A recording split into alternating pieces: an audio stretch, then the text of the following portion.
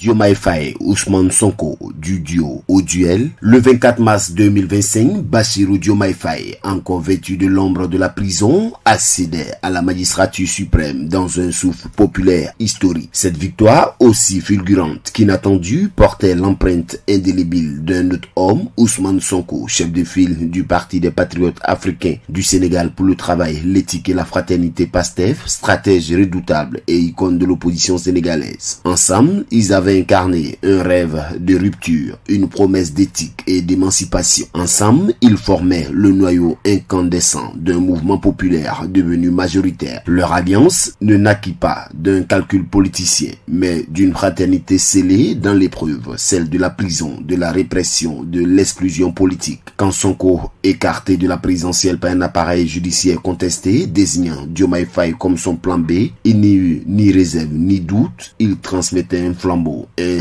idéal, presque une continuité spirituelle. Mais à peine un an après leur prise de pouvoir, des dissonances éclatent au grand jour. Le jeudi 10 juillet, lors d'une réunion du PASTEF, Ousmane Sonko a publiquement pris ses distances avec le président Faye. Dans un discours d'une rare véhémence, le Premier ministre a fustigé ce qu'il qualifie de manque de soutien de la part de son allié face aux attaques dont il se dit la cible. On écoute Ousmane Sonko. Le président Diomaye peut mettre fin aux multiples attaques verbales contre ma personne.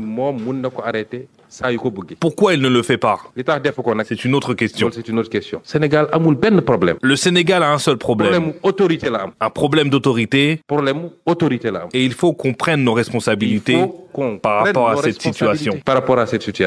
Ces déclarations sèment un trouble profond au sein d'une coalition que l'on croyait indissoluble. Diomaye, jusque-là discret et mesuré, s'applique à endosser les habits de l'homme d'État, conciliateur pragmatique, attentif aux équilibres internes et aux impératifs internationaux. Sonko, lui, conserve le souffle du tribun, l'ardeur du militant, l'intransigeance de celui qui ne compose pas. Deux styles, deux tempéraments, mais désormais peut-être deux trajectoires. Le face-à-face latent entre les deux hommes fait écho au grand duo tragique de l'histoire politique africaine de Sankara et Compaoré avec Gbagbo et Soro. La question lancinante s'impose. Qui détient la légitimité première? Celui qui a remporté les unes ou celui qui a éveillé les consciences? Celui qui gouverne ou celui qui incarne encore le feu du combat? Derrière les souris diplomatiques et des discours codifiés, les lignes de fracture deviennent palpables. Des clans se dessinent, d'un côté les partisans d'une présidence régulatrice, institutionnelle, rationnelle, de l'autre les fervents défenseurs d'un agenda de rupture rapide revendiqué par Sonko et ses fidèles. Le PASTEF, catalyseur d'espoir pour toute une génération,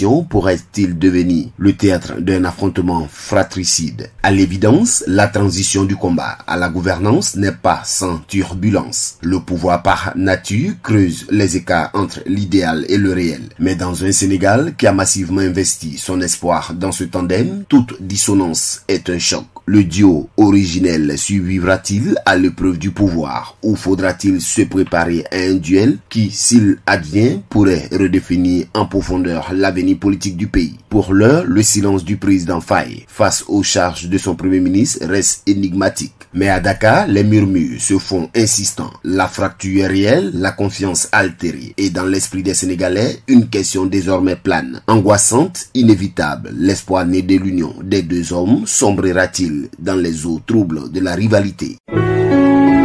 APRA, Agence Presse, Radio et Audio.